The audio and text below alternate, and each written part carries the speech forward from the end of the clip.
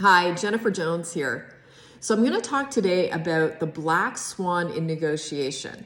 So this is why I'm wearing my black swan and my black swan earrings and my black swan necklace. So a great book to read on the topic would be Never Split the Difference by Chris Voss, who's a hostage negotiator and has given us all these amazing tactics. So a black swan is something in a deal that is so game-changing that if you knew this information, you would just change the direction and course of the whole negotiation, okay? So the 4 tactics that we're going to look at for negotiation are, number 1, staying curious, number 2, active listening, number 3, using empathy, and number 4, really working on building that rapport.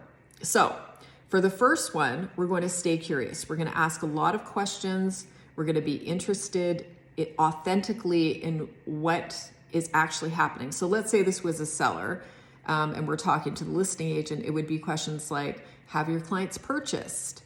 Where are they going after they've sold? We're looking to see if there's a divorce, if there's a financial situation that would maybe change the way that things are going here, a timeline, somewhere they need to be, okay? In terms of staying curious, you want to ask the questions, repeat back, when they've asked a question, repeating back to them what they've said, and then just be silent, leave it open-ended. You want them to feel a little bit of the uncomfortable silence and then work to fill it themselves. So most people, when you have a measured silence from your end, will feel uncomfortable on their end, and then they start to tell you more than what they actually intended to tell you in the first place, okay? So this is a technique that the best negotiators are using, okay? Third, you're gonna use empathy. So this has to be authentic. It has to come from a place of truly working to understand where the other side is coming from and what they're feeling and thinking. So it could be that there's sentimental items on the other side. You know, maybe the seller has sentimental things that are really important to them, and the buyer is you know, not understanding that they're blowing the deal by asking for this particular lamp. So working to really empathize and understand fully where everybody is coming from.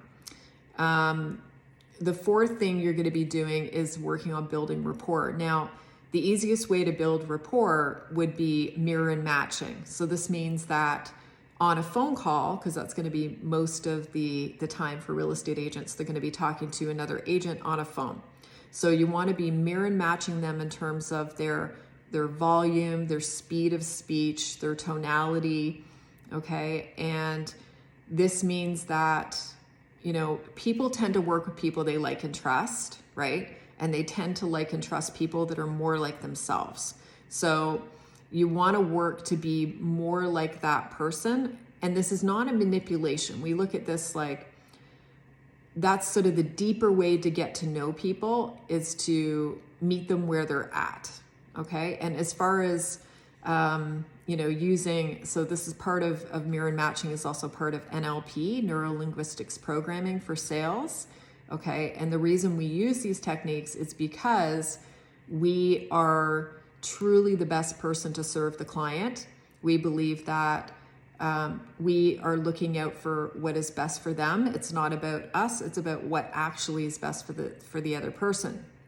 So when you're doing that, we're protecting them from maybe somebody that isn't going to be operating that way.